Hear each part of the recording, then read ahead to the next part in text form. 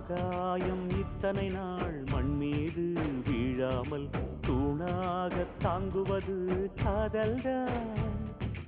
ஆண்டாண்டு காலங்கள் பூலோகம் பூக்க அழகான காரணமே காதல்தான். பஞ்சபூதங்கள் யாவும் காதலின் அடிமை, நாட்கள் 7 காதலின் கிழமை, 9 கோள்களும் காதலை சுற்றி வரும்.